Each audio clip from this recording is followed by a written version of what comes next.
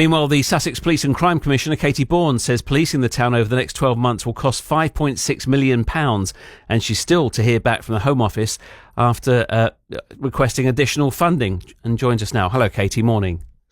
Morning, Danny. OK, so the police operation, how extensive is it? What can you tell us?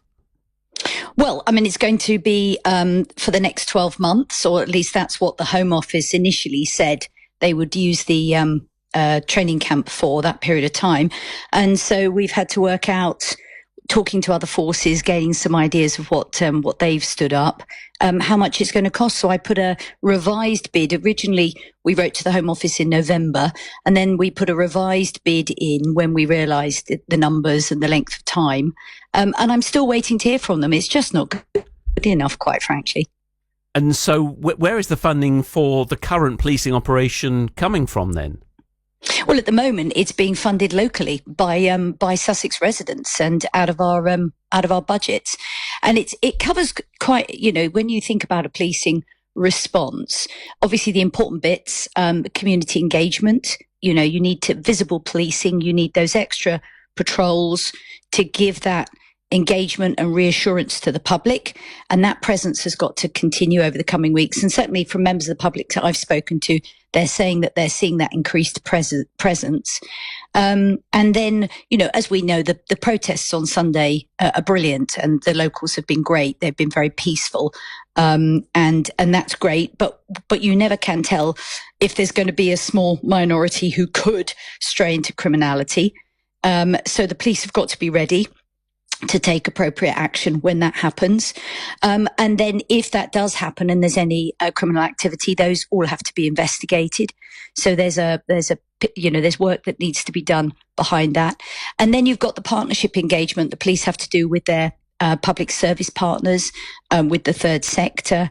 And also, because of the increased tension, they've got to think about your elected representatives. There have been threats, and it's difficult for officials because, rightly so, public feeling is running high. So there's a lot for the policing operation to think about, as well as, the use of the vehicles, technology and so on. At the moment, obviously that's being stood up from elsewhere across Sussex, but it would be good if the Home Office could pull their finger out and let me know whether they're going to support my bid. Okay, because now the first 27 people have arrived at the camp. We know that from Wednesday into Thursday of last week, and then no doubt more to come as well.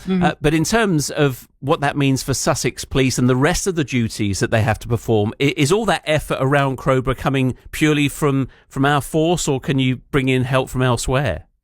Well, again, if there's an increase needed, then we would look to other forces to supply that mutual aid. But there's an increased cost with that. So that's all been factored into this financial bid.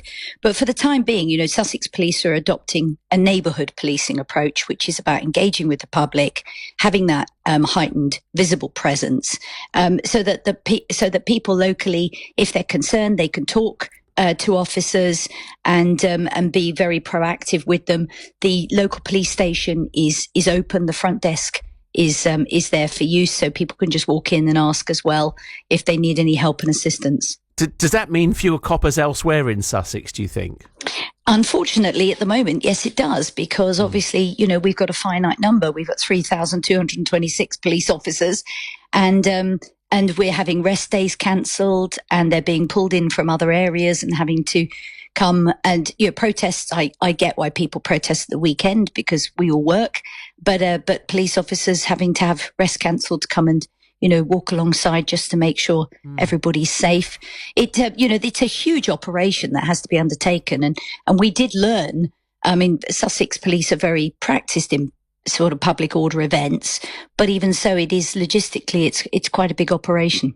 Okay, so with all the efforts the Home Office has gone to stop using hotels to house asylum seekers, to bring this camp on stream for them, they haven't kind of thought of that part of it and who pays for that and whether they'll give you any money. You said you contacted them in November. Have you heard nothing back from them? Nothing back at all. You're only the Police and Crime Commissioner. I'm not even being consulted. I know when they briefed, I think they briefed local elected officials and MPs ahead of the migrants going in. It was the night before, wasn't it? It was late on Wednesday night. I wasn't included in that briefing. I mean, it really does beg a belief. But at the moment, there's a request that I can make officially for extra funding, which is called the Large Sites for Asylum Accommodation Support for Police Forces Guidance. And so it's that I'm bidding into. But, at the end of the day, all of this, it's not going to get better because obviously more men are going to be moved in over the coming days and weeks. We've got to reduce the pull factors as a country. We've got to stop making this so welcome for migrants to come over and stop them arriving in the first place. And how much? That's why I've suggested, the tagging. Okay, maybe tagging for the asylum seekers, but also moving them to the training camp rather than a hotel. Is that enough of a deterrent to stop somebody making that perilous journey?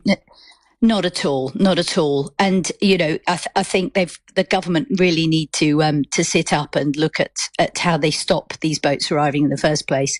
This is not going to get any better.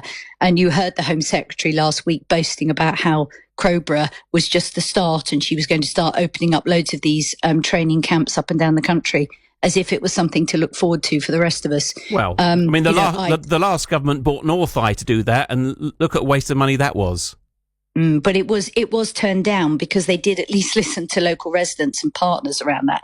It never actually got opened. But the last government also had the Rwanda plan. Let's not forget that. And that was starting to prove to be a real deterrent. But it was this government that kept voting it down. So, there is no silver bullet for this.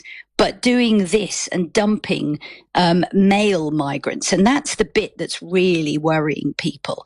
It's the fact that these are men and they're all housed together. I think it would be, if there were families, a few residents have said if it was families, we could probably cope a bit better. But it's the fact it's all men and they are bored and they have nothing to do. And they're rightly worried because they come from different cultures. They don't often respect women in the same way as we do in this country. And that is what is causing the concern. So, I totally feel for the residents of Crowborough. I really do. But my job now is to ensure that the police have the funding they need so they can stand up the response that they need and give the public the reassurance that the police are going to do the best job they can. Thank you for now. Katie Bourne, the Police and Crime Commissioner, with us on BBC Radio Sussex.